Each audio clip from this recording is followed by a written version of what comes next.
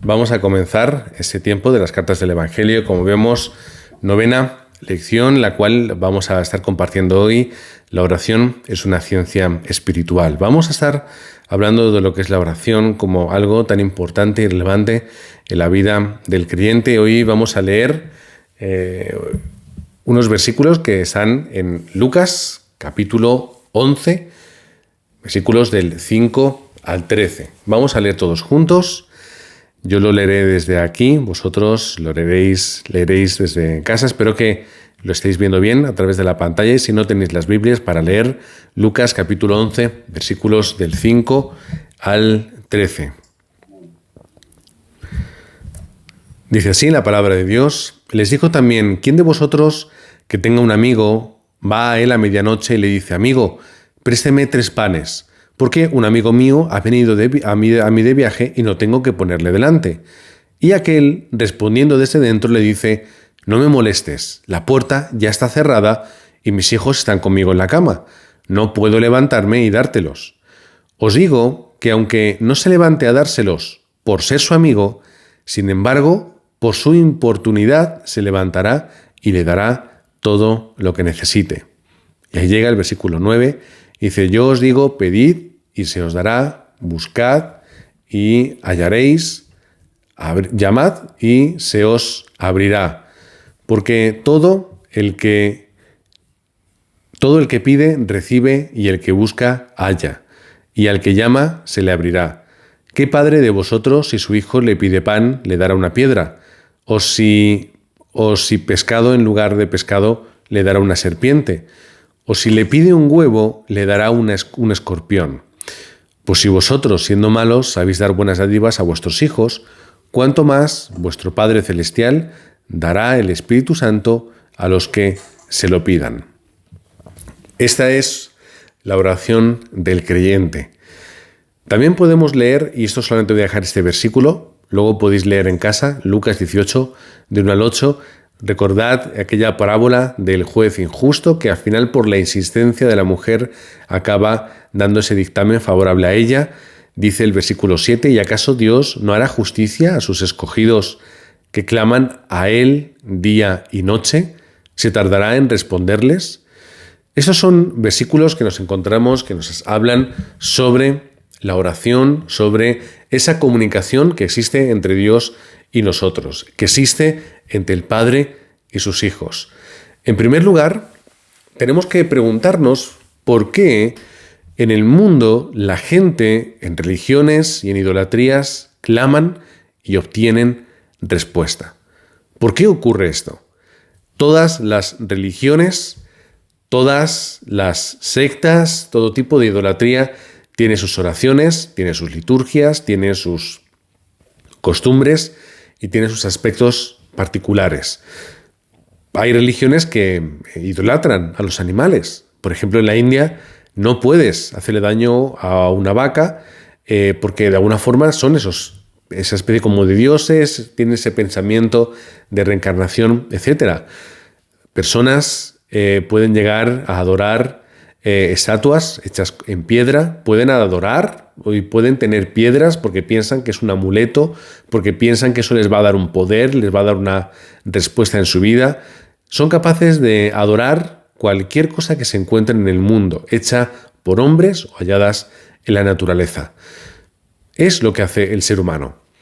Sin embargo, esta adoración, esta liturgia, 1 Corintios 10:20 nos dice literalmente, que lo voy a leer yo para vosotros, nos está diciendo, antes digo que lo que los gentiles sacrifican, a los demonios lo sacrifican, y no a Dios, y no quiero que vosotros os hagáis partícipes con los demonios. La obra de Satanás está en engañar tanto al ser humano y hacerle pensar que esas oraciones, rituales, rezos, repeticiones, tienen una respuesta importante y necesaria para su vida, cuando lo que está ocurriendo por detrás es que Satanás los está esclavizando en esta oscuridad. Ese es el problema espiritual del ser humano. Este es el problema espiritual de las personas. Países viven bajo la idolatría. Países tan importantes y poderosos como Japón, que es uno de los más avanzados del mundo, tiene un problema absoluto socialmente, y es que están absolutamente desbordados por la cantidad de problemas mentales que tiene ese país. Cuando tú te fijas en Japón, también desde un punto de vista religioso, tú vas a ver que Japón tiene miles de dioses. Es una religión que tiene muchos dioses, es un país tremendamente idólatra, con problemas sociales enormes, problemas sanitarios enormes, problemas en las familias enormes. Los países idólatras tienen graves problemas. Países, sin embargo, que se aferran y se han aferrado históricamente al mensaje del Evangelio, y podemos hablar de la Reforma Protestante cuando la palabra de Dios vuelve a ser el centro de la persona y de la sociedad, son países que tienen una gran respuesta social y económicamente. Países del norte, centro de Europa, comparados con países del este y del sur de Europa. Países como Estados Unidos, que crecen con la palabra y crecen con personas que quieren vivir y transmitir el Evangelio, crece de una forma poderosa y empieza a caerse ahora que se está viviendo un momento en el cual en Estados Unidos no se comparte la palabra, se persigue la palabra, no se puede predicar, y lo que hay ahora mismo en la sociedad, en los colegios y universidades, es todo menos el nombre de Jesucristo.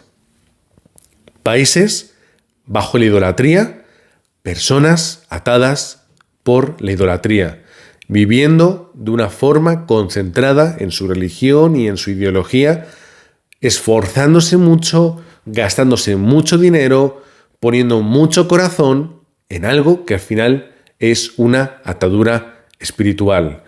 Mateo 24:11 dice: y muchos falsos profetas se levantarán y engañarán a muchos. El engaño también Satanás lo hará levantando a personas poderosas, capaces, inteligentes, hábiles, que la gente va a seguir, pero que va a ser el origen de todos los problemas. Al final, todo esto son respuestas engañosas, mentirosas, que Satanás provoca y realiza y entrega a las personas para mantenerlas en su idolatría, para mantenerlas en esta atadura espiritual. Esto nosotros lo podemos ver. Hay adivinos que son capaces de predecir circunstancias que nadie sabe en tu vida. Personas que tienen poderes para poder incluso curar a otros. Personas tienen poder, pero que reside en la obra de Satanás, para que la gente, en vez de vivir en la libertad y en la gracia de Jesucristo, vivan en la oscuridad y en la esclavitud de Satanás. Este es un problema del mundo, y esto es un problema de las sociedades que tenemos a nuestro alrededor. En segundo punto, tenemos que darnos cuenta de quién puede recibir respuestas a una oración, como si fuera una hoja de requisitos. En primer lugar, tenemos que hablar de aquellos que son hijos de Dios. Juan 1:12, aquellos que guardan y creen en el nombre de Jesucristo son hijos de Dios, y por lo tanto, como hijos de Dios, tienen esa respuesta por parte del Padre. Hay un ejemplo que es muy utilizado, y es que tú puedes estar en un lugar público, llega un niño corriendo y te dice: Señor, deme de comer. ¿Y tú le darías de comer a un niño que viene corriendo y le dice: deme de comer? Dirás: no te puedo dar de comer porque no soy tu padre ni soy tu madre. Es decir, no sé si tienes algún tipo de alergia, algún tipo de intolerancia, no sé si debes o no debes comer, si tus padres quieren que comas o que no comas, qué es lo que puedes o lo que no puedes comer. Es decir, yo no puedo a alguien que no es mi hijo darle esa comida. Yo se la daré a mi hijo, porque yo sé quién es mi hijo, yo sé lo que necesita y por qué lo necesita. Igualmente, en la oración vemos esta realidad. Dios obra obra conforme su plan, su propósito, a aquellos que son sus hijos. Por eso es importante que nosotros recordemos cuál es nuestra identidad. Yo puedo recibir respuestas a la oración porque Dios, mi Padre, me ha llamado a orar. Clama a mí y yo te responderé. Bueno, cantidad de versículos nos habla la palabra de Dios y nos demuestra que Dios es un Dios personal, que Dios es un Dios que quiere hablar conmigo y quiere responderme. ¿Cuál es el segundo requisito para tener respuestas a mis oraciones? Orar en el nombre de Cristo. Vemos ahí abajo 2 versículos, Mateo 16, 24, nos dice: hasta ahora nada habéis pedido en mi nombre. Pedid y recibiréis, para que vuestro gozo sea cumplido. Pero pedid ¿en el nombre de quién? En el nombre de Jesús, que es el Cristo, Jesucristo. Juan 14 dice: si algo pidiereis en mi nombre, yo lo haré. Hay una respuesta de Dios a sus hijos, pero en el nombre de Jesucristo. ¿Por qué? Porque Jesucristo es aquel que me vuelve a llevar y que abre el camino para que yo llegue a Dios. En otras palabras, Jesucristo es el único camino, es la única verdad y la única vida. Es aquel único nombre que ha sido dado para que podamos llegar a Dios, es decir, es nuestro mediador. Jesucristo es el único mediador que Dios ha establecido para que podamos llegar a Él. Por eso es importante la oración en el nombre de Jesucristo, además un nombre que tiene poder espiritual, un nombre en el cual está toda la autoridad. Recordad la semana pasada que leímos Mateo 28, 18 en adelante: toda potestad me es dada en los cielos y en la tierra, es decir, hablando Jesucristo, y en ese nombre tenemos poder. En tercer lugar, ¿cuál tiene que ser ese requisito para que yo pueda tener respuesta a la oración? Orar con fe. Lucas 11, del 5 al 13. Lo hemos leído al principio, así que tenéis ahí el recuerdo fresco de estos versículos. Orar con fe. Con fe de que yo, clamando a mi Padre, Él me va a dar la respuesta. Porque como dice, si yo, siendo buen padre o mal padre o como sea, voy a dar buenas dádivas a mis hijos, ¿qué es lo que no me va a dar Dios a mí por cuanto Él es mi Padre y yo soy su hijo? Es orar con fe, con la misma fe con la que mis hijos me piden comida. Papá, ¿qué hay para comer hoy? Es un ejemplo que el pastor Antonio ha puesto muchas veces y por eso lo recuerdo. Cuando yo era pequeño y yo iba a mi madre y le preguntaba, no le preguntaba: mamá, ¿vamos a comer hoy? Le preguntaba: mamá, ¿qué hay de comer hoy? Porque tenía la fe absoluta de que mis padres me iban a proporcionar la comida y el alimento que yo iba a comer ese día. Era mi certeza y nunca me he equivocado. Mis hijos me preguntan cuando salen del colegio y yo los recojo: papá, ¿qué vamos a comer hoy? No me preguntan si va a haber comida.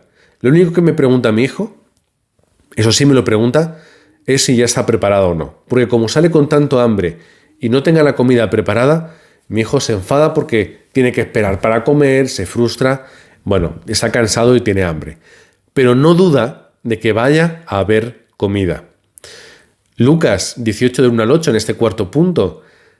¿Qué hizo esa mujer ante ese juez injusto? Habla la parábola que Jesús nos transmite en el libro de Lucas. La mujer persistió, continuó en esa oración que al final tuvo respuesta. Lucas capítulo 11. ¿Por qué al final ese hombre sale de estar en la cama con su mujer y con sus hijos, con su familia, calentitos? Se levanta, tiene que ir a buscar la comida y entregársela a aquel que está llamando. Dice la palabra, y si la leemos en otra versión nos ayuda a entenderlo más, por la persistencia, por la insistencia. Es decir, es tan pesado, tan cansino y en un momento tan inoportuno que yo voy a hacer lo que me pida. Es lo que te está diciendo la parábola de Lucas capítulo 11. Es orar de una forma persistente, de una forma constante. Y luego, en quinto lugar, conforme el corazón y el pensamiento de Dios. ¿Cuál es su corazón? ¿Cuál es su voluntad? ¿Cuál es su horario? Esto tiene que ser nuestra oración. Hay unos versículos para hablar de esto. Filipenses 4, 6 al 7 dice: Por nada seáis afanosos, sino sean conocidas vuestras peticiones delante de Dios en toda oración y ruego con acción de gracias. Y la paz de Dios, que sobrepasa todo entendimiento, guardará vuestros corazones y vuestros pensamientos en Cristo Jesús. No te preocupes por lo que hay en tu vida, no te preocupes por lo que te sucede, simplemente ora, persiste y deja que Dios obre con su poder y con su horario. El Padre Nuestro, ¿qué es lo que dice el Padre Nuestro? Mateo 6, versículo 10. Venga tu reino, hágase tu voluntad, como en el cielo, así también en la tierra. ¿Cuál tiene que ser nuestra oración y cuál tiene que ser el contenido? El contenido que esté basado en la voluntad de Dios y no en la mía. ¿Qué es lo que hay en tu corazón, Señor? No es lo que hay en el mío. ¿Qué es lo que tú tienes preparado para nosotros? No qué es lo que yo preparo. Hasta llegar a Mateo 6, 33, o incluso podríamos leer también el 32, donde nos habla de que no nos preocupemos de las cosas materiales, de las cosas del día a día. No te preocupes de la economía, de la comida o del qué vestir. Preocúpate de establecer el reino de Dios y su justicia y todo lo demás os será dado por añadidura. Esta es la oración, una oración que mira el corazón de Dios, establecer su reino, es decir, lo que Él tiene en su propósito y no tanto en las cosas que además, como dice Mateo 6, ya Dios conoce de antemano. ¿Quiero tener respuesta a mis oraciones? Estos son los requisitos que yo necesito cumplir para que esa respuesta tenga lugar en mi vida. 3 cosas que hacen un poco de puente entre lo que hemos visto y lo que vamos a ver. 3 cosas que no tenemos que olvidar. Ten en cuenta, no es tu voluntad, no es tu plan, no es tu corazón y tu deseo. Porque todo esto es imperfecto. Mi voluntad, mi plan, mi corazón y mi deseo son imperfectos. Todo esto nace de mis circunstancias, nace de mis heridas, nace de lo que yo veo, no veo, nace sobre todo de aspectos que no tienen nada que ver con lo que Dios quiere para mi vida. Por eso, ora para que se cumpla la voluntad de Dios. Ora para vivir en el plan de Dios. Ora para experimentar y para que su corazón se coloque en mi lugar o en el lugar de mi corazón y para que no viva yo por mi deseo, sino para que sea el deseo de Dios. Esta tiene que ser mi oración, una oración que busca la voluntad, el plan, el corazón y el deseo de mi Padre. En segundo lugar, ¿cómo Dios me responde? Sí, no y espera. Señor, te voy a pedir esto o te voy a pedir lo otro. El Señor te puede decir, te lo concedo, si es algo que es bueno para tu vida, si está dentro de su voluntad, plan, corazón y deseo, pero si no es así, Dios no te lo va a dar. Porque cuando mi hijo quiere jugar con unas tijeras o con un cuchillo, yo no se lo permito por mucho que él quiera jugar con eso. Mi hijo quiere a veces hacer cosas, o mi hija, que no son buenas para ella y por mucho que me las pida, no se lo voy a dar. Ay, papá, quiero comer dulce, quiero comer o quiero tomar un refresco, una gaseosa. No y no, ¿por qué? Tienen mucho azúcar, no son buenos para ti, tienes que comer, si comes esto no te vas a llenar mal, no puedes comer esto de noche porque entonces no vas a dormir bien, y un largo etcétera. Es decir, yo respondo a mis hijos conforme la voluntad, plan, corazón y el deseo correctos, no conforme ellos quisieran. Ahora, ellos a veces me piden, papá, ¿podemos leer? ¿Nos lees una historia? ¿Nos lees un cuento? Sí, porque es bueno, es importante para ellos y yo se lo concedo. Y hay veces y momentos en los que Dios nos manda esperar. Y hay veces donde Dios nos manda esperar. Si vamos a 1 de Samuel, capítulo 1, vamos a ver una historia que a lo mejor muchos conocemos. Es la historia de Ana. Ana era una mujer que no podía tener hijos. Y no era el problema de su esposo, porque en aquellos tiempos, como sabéis, un hombre podía tener varias esposas, ese hombre tenía más esposas y las otras tenían más hijos. Pero Ana no podía tener hijos. Pasaban los años, no había respuesta. Ana oraba, no encontraba ese aliento y no encontraba ningún hijo. Sin embargo, un día Ana cambió su oración. Ana empezó a orar de una forma diferente. Dejó de orar conforme su voluntad, su plan, su corazón y su deseo. Y dijo y oró pensando: Señor, si tú me concedes tener un hijo, yo lo voy a dedicar para ti. Yo lo llevaré al templo para que él crezca y él viva en el templo como un hombre de Dios. Yo lo voy a levantar como alguien, como un remanente, que va a ser alguien que pueda vivir su vida únicamente cumpliendo con tu voluntad, plan, corazón y deseo. Esta fue la nueva oración de Ana. ¿Qué ocurrió con Ana? Ana, efectivamente, tuvo un hijo. Ese hijo lo llamó Samuel. A la edad de los 5 años, más o menos, si no me equivoco, lo lleva al templo y desde ese momento, ese niño de 5 añitos se cría en el templo. Al lado del tabernáculo se cría juntamente con el sumo sacerdote. Él se levanta como un remanente, como alguien que vive por y para la voluntad de Dios. Se levanta y es juez, es profeta y es sacerdote. Pluriempleado. 3 cosas, 3 funciones hacía Samuel.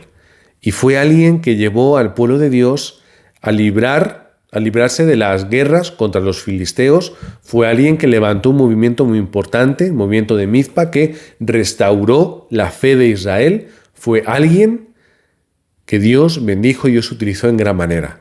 Y todo comenzó por la oración correcta de una mujer que cambió su voluntad, plan, corazón y deseo conforme el Señor. Y terminamos con ese versículo, Santiago capítulo 4, versículo 3. Lo voy a leer en otra versión, no es Reina Valera, que es la común. Dice: y si pedís, no recibís nada, porque pedís con la torcida intención de malgastarlo en vuestros caprichos. No es mi capricho, no es mi voluntad, plan, corazón o deseo, es lo que Dios quiera. Su voluntad, su plan, su corazón y su deseo. Llegamos al punto número 3. ¿Qué ocurre cuando nosotros oramos? Pues nos colocamos en Hechos capítulo 16. Y en este capítulo, que es un capítulo fantástico, Pablo, al principio, queriendo ir a Asia, Dios le transmite a través del Espíritu que tiene que ir a otro lugar, tiene que ir a Macedonia. Por lo tanto, el itinerario de ir a un lugar cambia para ir a otro. Y empieza a visitar otros lugares, otras ciudades y países que él no tenía pensado visitar. Vemos cómo, en primer lugar, Dios obra. Dios obra. ¿Cómo Dios obra? Pues mira, en Hechos 16, del 13 al 15, Pablo sale a la hora de la oración, sale a esa hora donde los judíos iban y oraban, y él iba a orar, y se encuentra con unas mujeres. ¿Qué es lo que hace Pablo? Habla con ellas y les transmite el mensaje de Cristo. Entre esas mujeres había una que era una comerciante de púrpura que se llamaba Lidia. Lidia conocía a Dios, conocía al Dios del Antiguo Testamento, para que lo entendamos, pero no había conocido a Cristo. Sabía quién era el Mesías, pero no lo había relacionado con Jesús. Y cuando ella comprende el mensaje del Evangelio, se convierte y, como dice el versículo 15, fue bautizada y su familia. Y dice: luego nos rogó diciendo: si habéis juzgado que yo sea fiel al Señor, entrad en mi casa y posad. Y esta es la mejor parte, y nos obligó a quedarnos. Pablo sale a orar, ora como viaje misionero que era. Oraba por el campo, oraba por las personas, oraba para encontrar a aquellos que iban a escuchar el Evangelio, oraba para que Dios le pusiese alrededor a aquellos que necesitaban escuchar este mensaje y que lo iban a hacer con el corazón abierto, y Dios le pone delante a una mujer, Lidia, para que se convierta ella y su casa. Es decir, cuando nosotros oramos, Dios obra. Versículos del 16 al 18.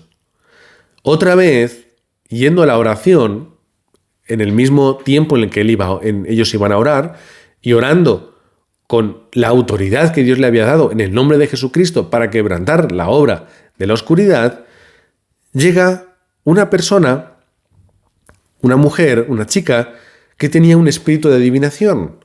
Tenía ese espíritu y tenía ese problema espiritual. Y eso le llevó a que ella era una persona que estaba de alguna forma, o que era una esclava, o era una sirviente, y había personas que de alguna forma tenían el control de su vida. Ella empezaba a hablar y empezaba a reconocer a Pablo, gritaba, y dice que llega un momento en el que al final Pablo, orando, ora para que ella encuentre la respuesta, y esa oscuridad y ese problema espiritual que ella tenía sale y deja su vida. Esa mujer encuentra la sanidad, esa mujer encuentra la libertad, esa mujer encuentra la paz en el momento en el que Pablo ora y el Espíritu Santo obra en el campo. Estas son las obras y las evidencias de la respuesta a la oración. Cuando alguien ora, el Espíritu Santo obra en el lugar donde está. La luz llega al lugar donde ellos viven, donde ellos trabajan, en su hogar con su familia, en la región en la que están. Cuando alguien, un hijo de Dios, ora, Dios obra, el Espíritu Santo que está en nosotros, porque mora en nosotros, también obra. En tercer lugar, Hechos 1:14 nos habla de que los ángeles están a nuestro servicio, que obran y nos sirven a nosotros, los que tenemos a Jesucristo. Y vemos como, no en este caso capítulo 16, sino vamos a hacer un salto hacia atrás, capítulo 12, Pedro, el apóstol Pedro, que estaba en la cárcel, mientras que él estaba en la cárcel, la iglesia, ¿qué estaba haciendo? ¿Qué estaba haciendo la iglesia primitiva? ¿Qué hacían los hermanos? Estaban juntos en la casa de María, madre de Juan Marcos, orando concentradamente para que Pablo pudiese salir de la cárcel. Hechos capítulo 12, versículos 6 a 7, llega ese ángel y obra y saca a Pedro de la cárcel. Es la obra que Dios realiza a través de la oración de su iglesia, a través de la oración de aquellos otros hijos de Dios que se unen para un plan, un propósito, un deseo y un corazón correctos. Ángeles que se movilizan para aquellos que tienen el Evangelio y en el corazón a Jesucristo. Ángeles que están hasta a nuestro alrededor. Ángeles, al igual que Eliseo, hablando con su sirviente frente al ejército de Dotán, le dice: ¿por qué tienes miedo? ¿Por qué sufres? ¿Por qué tienes inseguridad? ¡Ay, Señor, es que hay ejércitos a nuestro alrededor! Entonces ora Eliseo y le dice que lo pueda ver.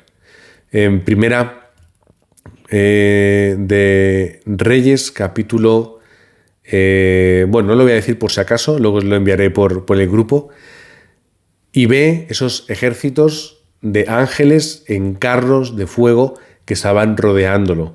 Y ahí es cuando tenía razón las palabras de Eliseo: más son los que están con nosotros que los que están contra nosotros. Esta es la realidad espiritual que sucede y que de alguna forma crece cuando nosotros oramos y tenemos esta guerra espiritual. En cuarto lugar, ¿qué sucede cuando yo oro? Pues cambia el ambiente. El ambiente cambia completamente. Cambia mi alrededor y cambian las circunstancias. Hechos capítulo 16. Por causa de dar sanidad a esa chica que tenía ese espíritu de adivinación, le meten en la cárcel a Pablo y a su compañero Silas. En la cárcel encuentran la bendición por parte de Dios de que son liberados. Las puertas se abren, las cadenas se caen y ven el camino recto para salir. Y cuando van a salir, el carcelero se da cuenta. ¿Y qué ocurre? cuando tú eres un carcelero y los presos, por arte de magia, vamos a decir, son liberados, tú pagas con la muerte y ya tú vas a morir. Y él estaba a punto de clavarse la espada y dejarse morir para que no la apresasen por la vergüenza y por lo que iba a ocurrir, cuando Pablo le para. Pablo le da la respuesta y Pablo le calma. Y ese hombre le dice: Señor, Pablo, ¿cómo yo puedo ser salvo? ¿Sabes qué es lo que le responde Pablo? Vamos a leerlo. Versículo 31 del capítulo 16. Cree en el Señor Jesucristo y serás salvo tú y tu casa. Versículo 32. Y le hablaron la palabra del Señor a él y a todos los que estaban en su casa. Y este carcelero lleva a Pablo y a Silas a casa, le limpian las heridas de los azotes, le dan de comer, le cuidan y el ambiente en su casa cambia. Porque el mensaje y el nombre de Jesucristo había sido predicado. Porque ahora estaba ocurriendo algo que era único. El ambiente cambia cuando nosotros oramos en el nombre de Jesucristo. Y en quinto lugar, Dios conecta a las personas. Dios conecta a las personas. La oración primera de Pablo para encontrar discípulos, hallando a Lidia. La oración, podemos entender, de Lidia, para que su casa fuese un lugar donde fuese luz para aquella región. La oración de Pablo y de Silas por esa mujer, la que acaban de conocer, y por su familia, tiene una respuesta. Dios conecta a las personas. Hechos 16:40. Entonces, saliendo de la cárcel, porque le soltaron, entraron en casa de Lidia, y habiendo visto a los hermanos, los consolaron y se fueron. La casa de Lidia se convirtió en un lugar desde el cual se hacía la evangelización del mundo. La familia de Lidia ahora era una familia que iba a obrar y a trabajar para la evangelización del mundo. Dios conecta a las personas cuando la oración se centra en lo que Dios desea, en su voluntad, en su corazón y en su deseo. Terminamos y tenemos la conclusión. 3 oraciones que tenemos que tener en nuestra vida. Oración, como llamamos, a tiempo marcado. ¿Qué es lo que hacen los judíos? Los judíos oran 3 veces al día. Los musulmanes oran 5 veces al día. Las nuevas filosofías y nuevos pensamientos religiosos nos dicen que tenemos que meditar. Meditar por la mañana, meditar por la tarde, meditar por la noche.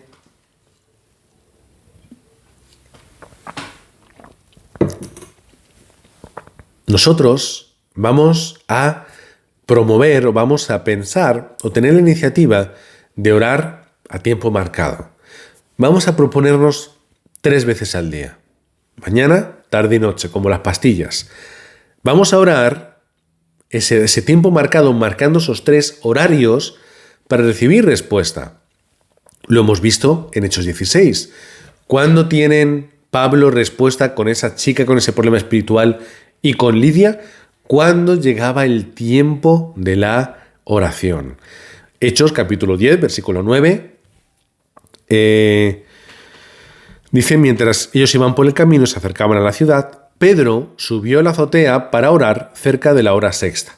Oración marcada, como tenían por costumbre aquellos que oraban en su tiempo marcado. Aquellos que tenían por costumbre acercarse y tener un tiempo de intimidad y de concentración con el Señor. Por eso, por la mañana cuando te levantes, ora. Por la tarde, después de comer, en el descanso en el trabajo, encuentra tu horario y ora. Y por las noches, antes de dormir, deja el teléfono, deja el televisor, ora.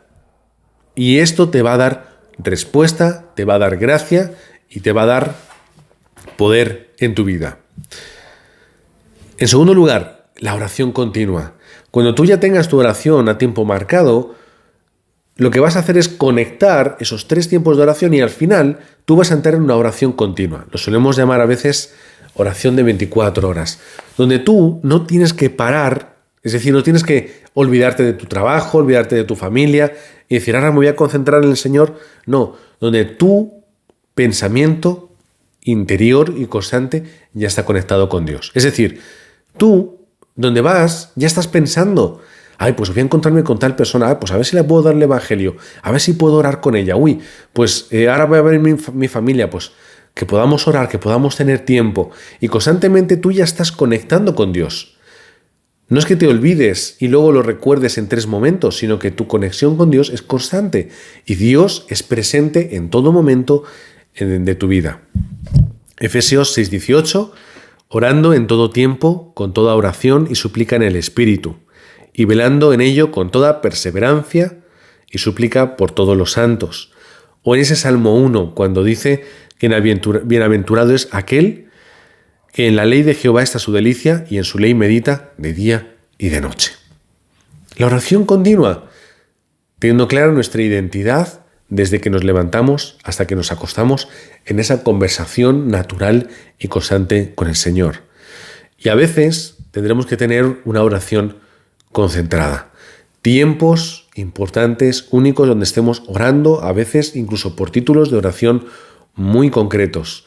Un tiempo de oración donde no estamos más pendientes de nuestro alrededor, sino que estamos 100% concentrados en el Señor, como hacía la iglesia primitiva en Hechos capítulo 12, versículo 5, que es lo que hemos hablado antes, que mientras que Jacobo había sido asesinado, mientras que Pedro estaba en la cárcel, la iglesia se unió para orar.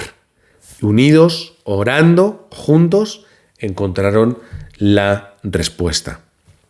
Así que, hermanos, os bendigo en el nombre de Jesucristo para que podáis encontrar esa oración que está o que nace del corazón de Dios, de su voluntad, de su deseo.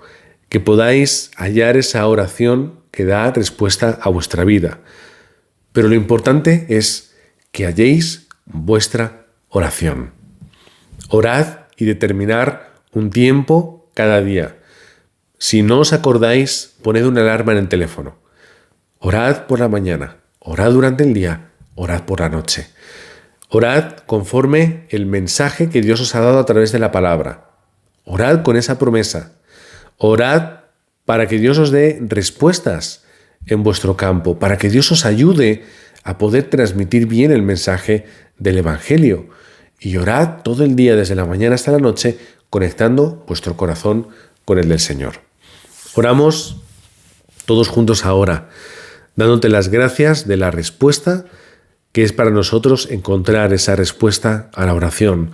Oramos reconociéndote como nuestro Padre, como nuestro Señor, como el Dios Todopoderoso, creador de los cielos y de la tierra, creador del ser humano, creador, Señor, de todo lo que hay en el universo. Y ese poder que tú tienes, que mora en ti y en tu palabra, es el poder, Señor, que tú nos has dado para que podamos ser testigos hasta el último de la tierra. Tú, como nuestro Padre, y nosotros como tus hijos, queremos, Señor, tener esa relación unida, esa identidad restaurada a través de la obra en Jesucristo. Y queremos de esta forma tener respuesta todos los días de nuestra vida, la respuesta verdadera, que no es un engaño de Satanás, no es una mentira, no es una atadura, no es una esclavización, es una libertad y un poder de ser libres en Cristo y de ser utilizados por ti para tu obra y para la evangelización del mundo. Oramos en el nombre del Señor Jesucristo. Amén.